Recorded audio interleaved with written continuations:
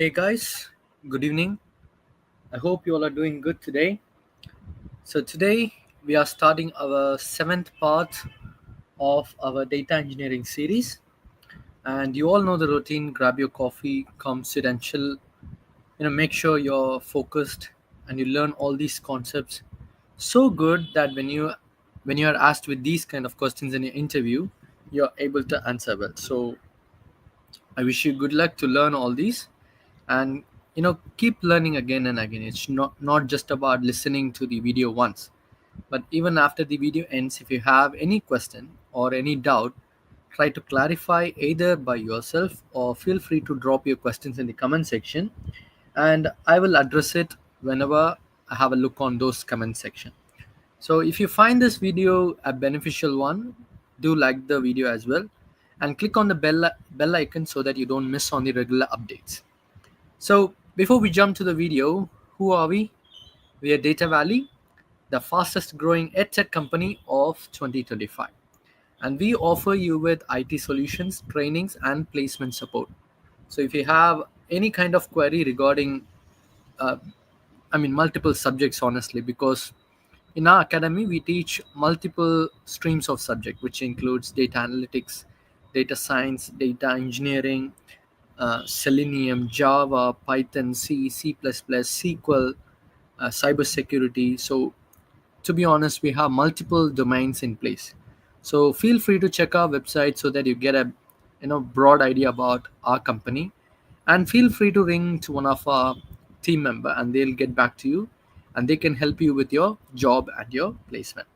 So, good luck with your learning and everything. So, today we are starting with our data engineering series part 7, and today I'm majorly covering questions in regards to Spark. So most of our questions are going to be in relation to Spark. All right. Okay, so let's start it. So we all would have heard the term Spark, right? Even in our previous data engineering series we would have discussed about it.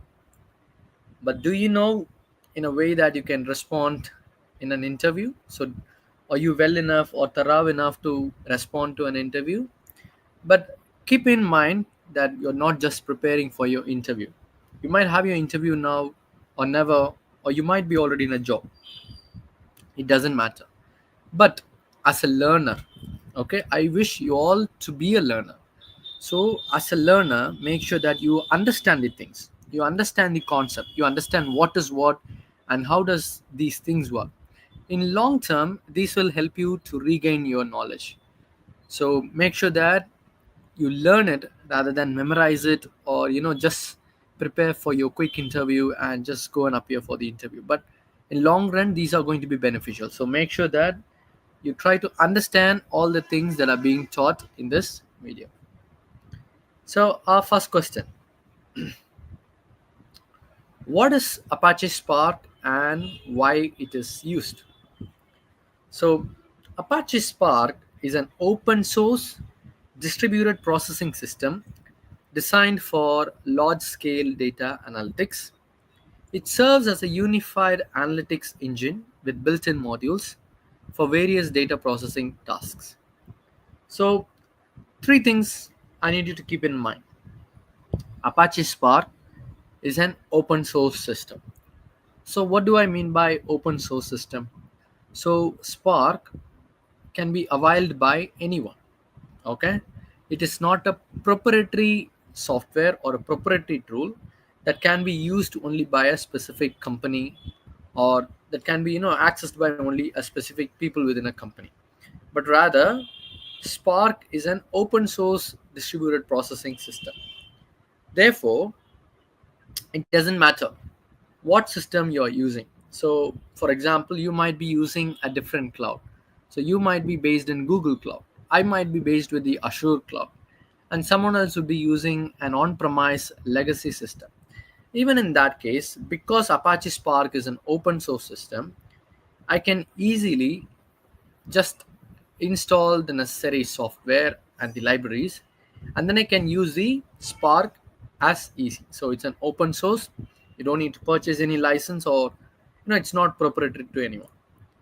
Second thing, it's a distributed processing system. What do I mean by distributed processing system? For example, let's say you run a Python code in your laptop. So, can you say that if your system is distributed? No. The reason is because it is a standalone performance. And the Python code that you are running is just being run in your system, but it is not distributed. The processing is not distributed.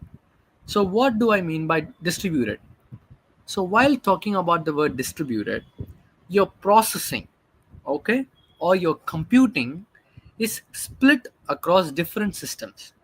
So, it is not just going to be run in a single system, rather, you're going to have cluster of systems that are live, and by processing these data in a distributed fashion, you get to process your data very faster.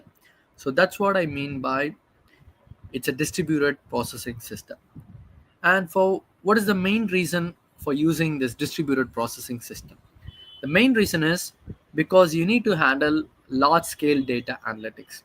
So by definition, you know what is a large scale, right? So you're going to have huge volume of data. For instance, if you try to load that in your laptop and if you try to run it, there are chances that your laptop will not be able to process it. Let's say when you have an high end processor, but there is certain limits for your processing. Maybe let's say your system still was able to process it, but the time spent on processing is going to be higher. But if I manage the workload in a distributed fashion, it's going to be very quick. So what is Apache Spark? Apache Spark is an open source distributed processing system designed for your big data analytics. And the next point is it serves as a unified analytics engine with built-in modules for various data processing tasks. So what do I mean by unified analytics engine? Talking about unified analytics engine, it provides us with a lot of functionality, hence making it highly valuable or one of the most important tool within a data engineering aspect. So the first thing that I would like to talk is batch processing. So talking about batch processing, it can handle large number of data sets in discrete batches. So what do I mean by batches? For example, let's consider our usual example. Let's say you run a shop, okay? You run a grocery shop. So you open your shop at 7 and you close your shop at 10. So all the transactions that has happened that day. So from morning 7 till the 10 in the night. So you're going to count all your cash once the shop is closed and then you manage your finances, right? So you're processing it once or you're counting your cash once in a day. Similarly, if you consider that in the data engineering aspect, same example, you have opened your shop at 7, you're closing your shop at 10. So in between, you're going to have a lot of transactions that happen in your database. So what could be a different transaction? For example, payment is a transaction. For example, someone ordered through an, let's say they are using Uber Eats. So they have ordered something through a third party vendor. So that is a transaction because the order is getting stored in your database. Or let's say someone is doing an in-store shopping and they made the purchase and they have paid for it. So the stock count is being, you know, added to your database. So that is a transaction. So each thing that happens with the database is a transaction. So it is not just about payment transaction. It can be anything. So any information that is put inside your database, it becomes a transaction. So to handle all that, from morning 7 to 10, you wouldn't process the date, you wouldn't process all your data immediately, but rather you would wait till all the shop is closed. Maybe you can do your ETL job at midnight, let's say 12. So you're processing all your data as batches. So in this context, you're processing batch on an interval of 24 hours or on a interval of 1 day. So this is where your batch processing is. So you're processing all your data in a discrete batch order. Okay. Does it only support batch processing? No. Apache Spark also provides you with real-time analytics, or in other words, it also supports stream processing. So what do I mean by real-time analytics? So in batch processing, you're processing your data for every 24 hours, or you can have different timelets. For example, let's say you want to process all your data for every 6 hours. So that is one kind of batch processing. But in streaming or real-time analytics, as soon as a transaction occurs, you're going to process the data immediately and you're going to enable real time insights. So that is where the real time analytics come into play. Okay. Are these the only two functionalities? No. Spark also provides you with interactive queries. What do I mean by interactive queries? For example, you need to perform some ad hoc analysis on your data. Because Spark is very interactive, you can run your queries and you can check how your data manipulation has been done. You can immediately check what transformation has been done. So Spark also supports interactive queries, and it also supports machine learning. So machine learning is a very important concept, especially it's very booming with the era of AI. So Spark is enabled in a way that it can support machine learning as well. So to support machine learning processes, Spark provides you with a library called MLib. So the MLib library helps you with the machine learning algorithm. So you can develop, you can test, you can run all your machine learning models via help of MLib library within the Spark. And then it supports graph processing. So Apache Spark provides you with the tools that helps you to work with your graph based data or graph structured data. So by combining all these kind of functionalities, Spark behaves like an unified analytics engine. So Spark is an open source distributed large scale analytic processing system. So that is what your Apache Spark means. Okay, we have seen what is an Apache Spark and we have seen how it is a unified platform. But do you know the key features and advantages of using Apache Spark? So let's see about it. The first thing we want to talk about the advantage is speed. So what is exceptional to Spark? So what makes a Spark a better tool? So what happens with the Spark is it utilizes in-memory caching and optimized query execution, significantly accelerating data processing compared to traditional disk-based systems like Hadoop MapReduce. So let's talk about this in-memory caching. So what happens with Spark is that it is an in-memory processing engine. So whenever a data is loaded, the data gets loaded to your memory, and once all the transformations and all the actions are performed on the data, only then it is passed on to the disk again. So it processes everything in memory. But if you consider traditional disk based system, what happens is, let's say you have your data in the Hadoop. So MapReduce needs to perform the processing. It fetches the data from Hadoop, it processes the data in memory, it writes back to the disk. And so as to process the next step or the next transformation, it again takes all your data from your disk, processes it in the memory, and then writes it again to your disk. So there is too much of movement between the disk and your memory. Therefore, there is going to be a lot of input and output happening, which in turn is going to significantly affect your performance. But rather, Spark uses in memory computing and also it supports caching as well. So, caching is like you store the data temporarily in your memory. So, Spark supports caching. So, it's not necessary that you always have to load your data because because Spark supports caching, it can just pick the data from itself or the cached one and it can give you the result as quick as possible. And also it has optimized query execution. I don't want to explain that very detailed now, but for now, just remember that whatever code you're providing to your Apache Spark, it first creates a logical plan, then it optimizes the logical plan.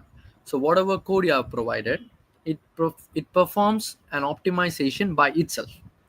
And once the optimization has been done and the best plan has been chosen, it turns out to be a physical plan or the plan in action.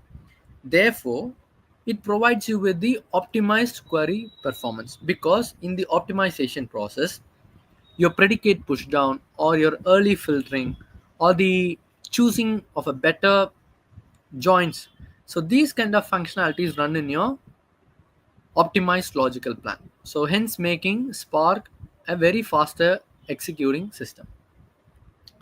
Let's talk about flexibility. Spark can run on various environments. So what do I mean by various environments? So earlier I said you that Spark is an open source system. So because it is open source, Spark can be run in different systems, or in different cloud-based systems, or different traditional based system, or different legacy based system. So if you see Spark, it can run on top of Apache Hadoop. Is that the only option? No. If I want to run it in a container, yes, I can run it within the Kubernetes. Is that the only option? No. I can run in a standalone cluster. So what is a standalone cluster? Let's say you can install Apache Spark in your laptop and you can still work on Apache Spark, so which is a standalone cluster. Is that the only limit? No. You still can run it in cloud platforms. Even talking about cloud platform, because it is not proprietary, it can run with different clouds. Let's say you're using GCP, I'm using Amazon. No worries, Apache Spark can still run on those systems. So that is the flexibility Apache Spark provides you with.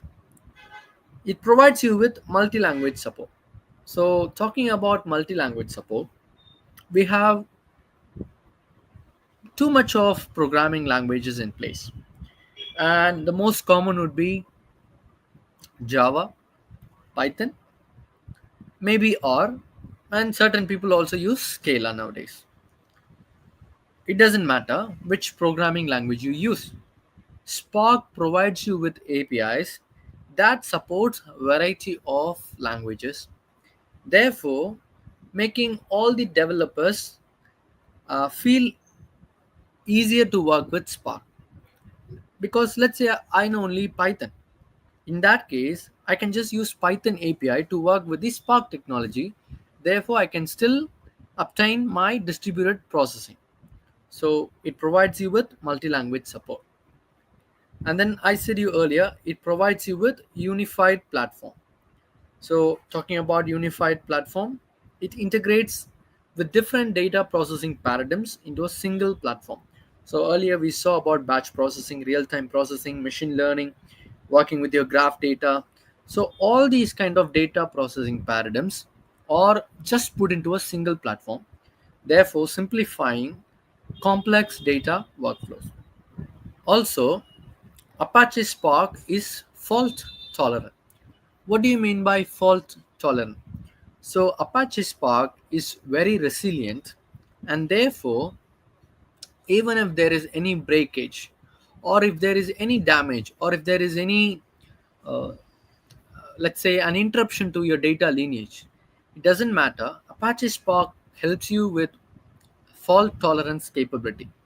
Therefore, what happens is Spark has something called as resilient distributed data sets.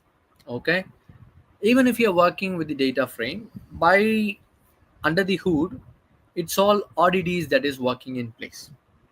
And the specialty about RDDs are they are immutable. So all your processed data that are put as RDD are immutable, and you can track the lineage so easily. So what do I mean by tracking the lineage?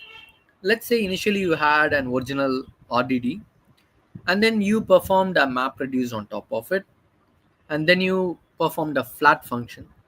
So for each function, you'll be creating a new RDD. No matter what, let's say at the fourth stage of creating a new RDD, there has been some interruption and my code didn't execute or it failed. It's okay because Spark provides you with fault tolerant capabilities. You can track the lineage, or you can track the originality or the root of your data, and then you can reconstruct all your data loss if there was any chance of data loss. So these are the key features of Apache Spark. And this is the most important question for any data engineering interview. Explain the architecture and the components of Spark.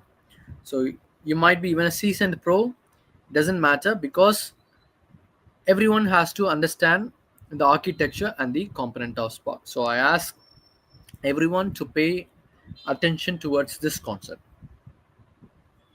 Talking about the architecture of Spark, Spark provides you with master worker architecture. Earlier it was called as master slave architecture, but considering this modern era, they have changed it to master worker, because master slave, I mean, it is not an appropriate term in the social justice, right? Because they don't want to have anything called as slave.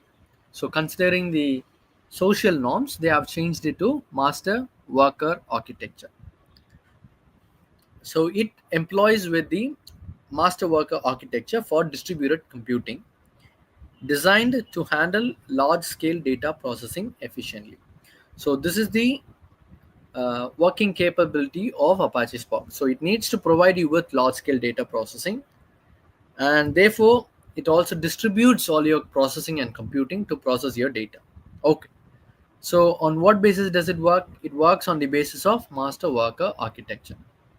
And I all ask you, please pay attention to all the key components that I'm explaining now, because if you understand the key components, next you will be able to understand the diagram that I have shown in here. Okay, this is from the official Spark documentation.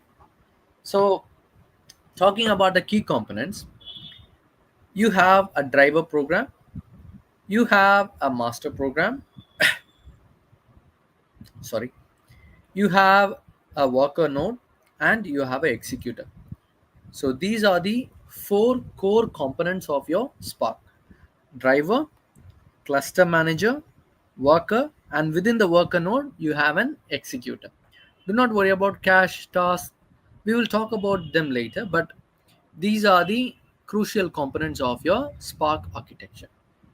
Okay, let's talk about all these components in detail so that we understand what these components can do and how do they interact and get all our data processing properly done. Okay. The first thing that I want to talk is Spark driver. You can consider that Spark driver is like the CPU for your computer. In case if you're not using old kind of computer, you can just imagine that these are the RAM of your system. Okay, so these are the processors of your mobile. These Spark drivers act like a brain for all your Spark application. So what it does is it runs the main method of the user's program. So what do I mean by main method? When I submit a Spark code, okay, let's say I've wrote some Spark code and I submit it. When I submit the Spark code, the main method is how I access the code. So using this main method, I can access the code.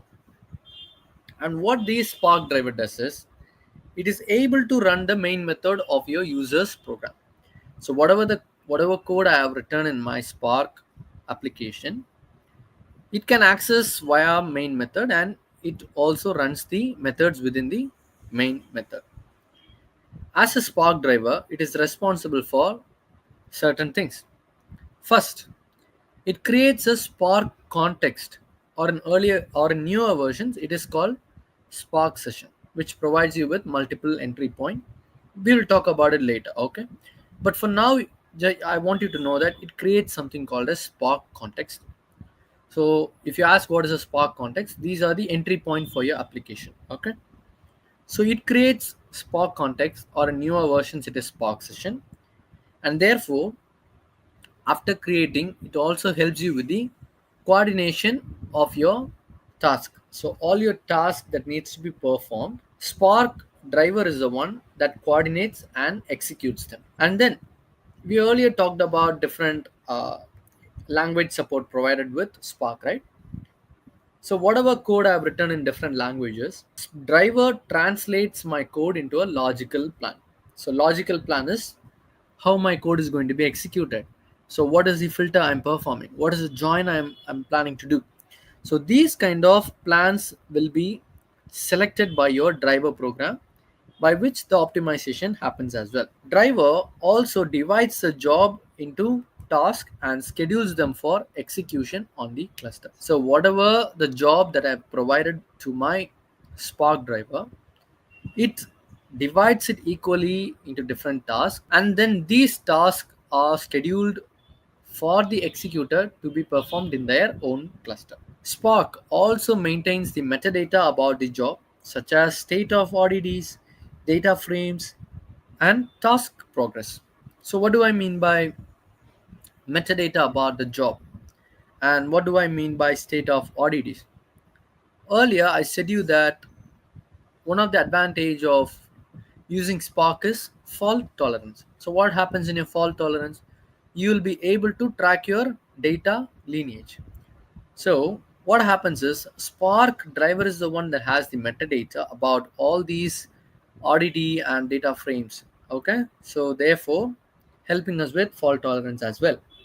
Spark driver is also important for interacting with all our cluster manager, and it schedules the task on our worker nodes. So driver, whenever you submit the code, it reads the main function, right? Main method. So once it reads the main method, then it speaks with the cluster manager. So you see here, right? So driver program interacts with your cluster manager, and it is responsible for scheduling the task on the worker nodes. So that is the main purpose of driver component. Okay, let's talk about the cluster manager now. So cluster manager is the next one to the Spark driver program. So cluster manager allocates resources across the cluster for Spark application. It acts as an intermediary between the driver and workers. So you have your workers here, you have your driver here, and in between, like a broker, cluster manager comes into play. So what does this cluster manager do? The cluster manager allocates resources. Resources include your CPU and memory across the cluster for the Spark application. So what are the different supported cluster managers do we have? So we have standalone architecture. So standalone is Spark's built-in cluster manager. Okay. So for example, if you're running a Spark application in your laptop or a PC, you're going to have the built-in cluster manager provided by Spark itself. So that is a standalone cluster manager. And then you have Yarn. Yarn is yet another resource negotiator. Okay. So what this does is this negotiates the resources across the cluster. So Yarn is specifically uh, compatible with your Hadoop. So this is, in another term, it's a Hadoop's resource manager. Then you have Mesos. So Mesos provides you with a general purpose cluster manager. Then you have Kubernetes. So Kubernetes provides you with containerized environments. So these are different cluster managers supported across your Spark application. Cluster manager assigns executors to the application and monitors resource usage. So whatever the driver application has been initiated, it communicates with the cluster manager, and the cluster manager provisions all the resources and asks the worker node to perform certain logical or your DAX or your plans. And then let's talk about the worker node. Worker node or the slave nodes, but nowadays we don't mention it slave nodes. But just for nodes purpose, I want you to know that earlier it was called a slave node. So worker nodes come under your driver, and worker nodes are the machines in the cluster that host one or more executor. So what do I mean by one or more executor? For example, if you see here, I've got a worker node, and then within a worker node, I've got an executor. Just because there is one, it doesn't mean that it provides you with just one executor. Rather, you can have multiple count of or multiple clusters of executor within a worker node. So worker node can initiate or run multiple executes within its node. They receive tasks from the Spark driver via the cluster manager and executes them. So cluster manager communicates from the Spark driver to the worker node, and then it initiates the application and it executes them. Each worker runs a Spark daemon, or you can call it as worker process that communicates with the cluster manager and driver. So all the worker node is going to have a Spark daemon which can communicate with your driver program. And then the final thing is about executor. So where does these executors come? Executors are within the worker node. So executors are JVM processes. What do I mean by JVM processes? JVM refers to Java Virtual Machine. So executors are Java virtual machines running on worker node. So as I've said earlier, here you have got your worker node, and within the worker node you have got your executor. So executor by itself is a JVM processor, and it is responsible for executing all the tasks assigned by the driver. So whatever the task that needs to be performed, it is done in your executor. And also these executors can store your data. So for example, let's say you need to cache your data frame. Let's say you need to persist your data frame. So in that place, executor is the one that does all the storing of your data. And it can store the data either in the memory or in the disk. So it depends on the location that I said, but it provides you with flexibility as well. And then executors are also responsible for reporting task status and results back to the driver. What do I mean by task status? Let's say driver has assigned certain tasks to your executor, but your executor has failed to perform it or it has successfully performed it. In case of success, what happens? Your driver is going to give next task for the particular executor to run. In case if it is failed, it is going to communicate to your driver saying that okay, this has been failed, so can we do something about it? If you have retry mechanism in place, yes, retries are possible. But let's say in simple words, all your task status are reported back to your driver. Each executor runs its own JVM and can handle multiple tasks concurrently. So each executor run their own Java virtual machine, and they can also handle multiple tasks concurrently. So as you see here, within a worker node, I've got executor, and each executor can have multiple tasks running in them. So just for now, remember that tasks are partitions. Okay, so within these partitions, a data processing will happen. So that's what I mean by tasks. They also manage cache data and communicate with your driver program. So executors are the one that has your cache data, right? So they are responsible for all your caching, and they also can communicate with the driver program directly. So that is all the key components of uh, Spark. So now we will see how does this architecture all work together to process a particular Spark application. So make sure that you remember this architecture, okay? And now my next question leads up to, how do the components work together? What do I mean by components working together? In other words, what I am asking is, When you submit a Spark application or a Spark job, how does all the components within these your Spark come together to perform that particular execution?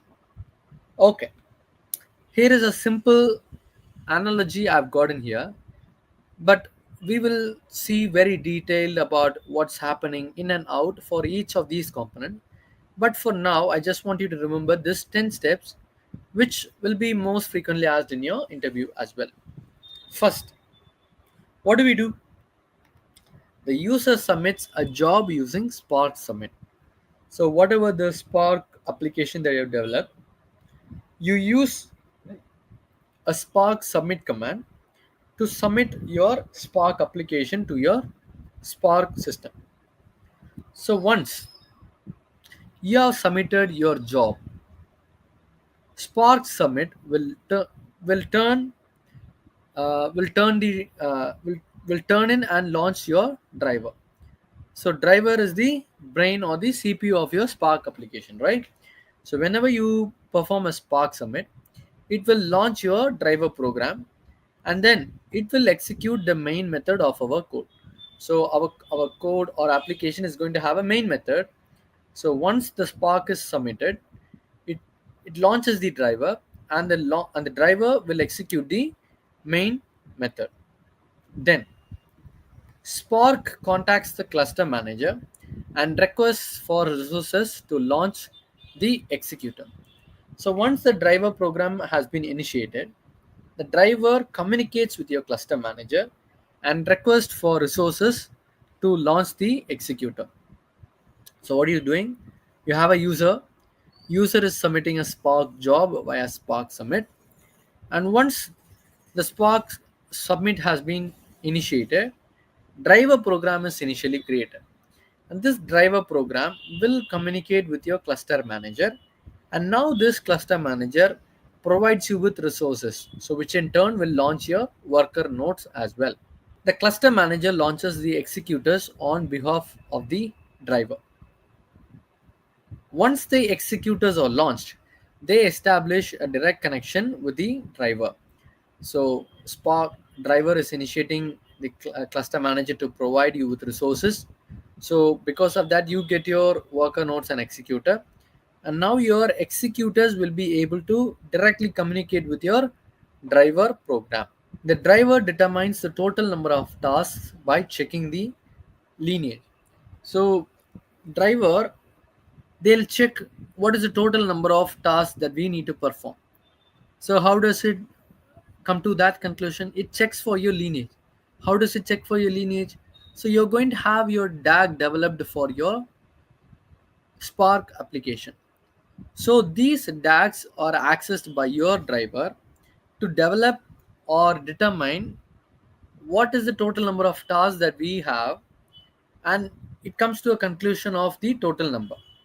And once the number of tasks have been confirmed, the driver creates a logical and physical plan. So what happens now, as I said earlier, you have your logical plan. So logical plan is whatever the code that you have submitted, and internally there is something called as catalyst optimizer. It kicks in to optimize your code. So this is the one that converts your logical code into an optimized logical code. And then after the optimized logical code, it is then converted into an physical plan.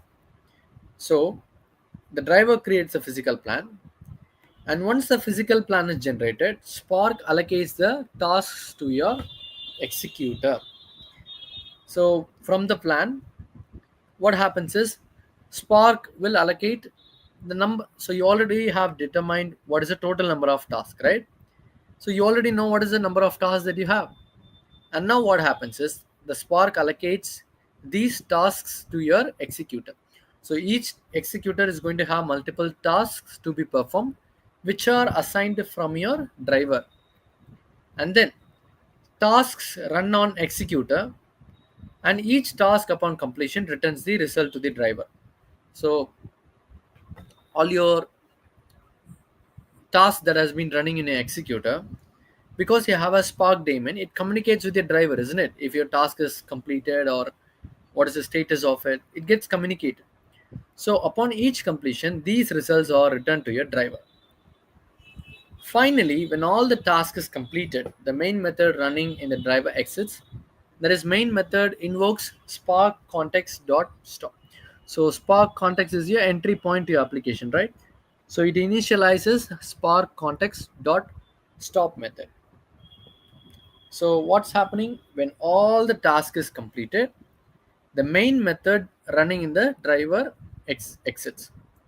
And now, because the main method has been stopped and your Spark context has been stopped, now what happens is Spark will release all the resources from your cluster manager, because the Spark application or Spark performance has been done, right? So whatever is expected is done already, and now they are all closed.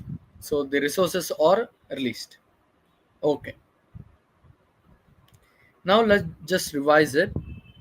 You submit a Spark job via Spark submit command, and once you submit your Spark submit, the driver program launches a Spark context. Okay, so your driver program gets launched and it reads for your main methods, and depending on that, it also initializes your cluster manager, and the cluster manager will initialize the necessary resources include CPU and memory. So it launches all your resources, worker node, and for each worker node you get your executors as well. And once the executors are launched as well, the executor communicates directly to your driver program. So whatever code that you have submitted, the logical plan is made into a physical plan, and Spark would already determine the number of tasks that you need to perform the particular physical plan. So now what happens is this physical plan will start getting executed.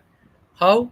The Spark program will ask the executor to perform all the tasks that has been provided. So upon completion, executors communicate directly with your driver saying that if the task is completed and what is the status of it. And upon each completion, new task gets assigned. And let's say all your task has been completed, which means that your Spark application or your Spark job has been successfully performed. Now the initialized Spark context gets stopped, and now once when it gets stopped, it asks the cluster manager to release all the resources. That's simple, right? So this is the architecture, components, and how all these components would come together to perform your Spark job together. So I hope this session was very beneficial to you. We we quite learned a lot about the Spark, isn't it? So it is good to learn about one concept today. And the reason I didn't choose multiple concepts today is because Spark is very important for any data engineering interview. So I thought maybe, instead of confusing you all, I should have all of them together, so that it benefits you in a better way. So if you like the content, do drop a like. If you have any questions, drop your questions in the comment section. I will surely address it either in this session or in the forthcoming sessions. Few people asked about the resource material. I will provide it soon. I'll provide you with a GitHub link so you can access it directly from my GitHub as well. Feel free to connect with me in the LinkedIn. Myself, Franklin Florence. I failed to introduce myself at the beginning, so I'm Franklin Florence. I have almost 3+ years of experience as a data engineer. So do check out my LinkedIn profile. Okay, it's Franklin Florence, Franklin with the E. And before we end the video, I just want you to know that we are Data Valley. We are the fastest growing edtech company of 2025. And also we have our headquarters in multiple locations. So our headquarters are from US, and then we have UK as well. And we have our centers in UAE, and we have established 4 data centers in Hyderabad as well. And soon we are expanding to Chennai, Bangalore, West Bengal, Delhi. So we have quite a big plan, because There are a lot of people coming for our IT solutions. People are coming for training. People are coming for placements. And if you are stuck at any point of your career, feel free to check our website and ask one of your colleagues. And our colleague will be happy to help you with your job and your career development. So thank you so much for tuning in. We'll catch up with you in the next session or maybe Monday. So until then, revise all these lessons. Make sure you're thorough about all of these. So thank you. Bye bye. Take care. I hope you all have a nice day. Bye bye. Take care.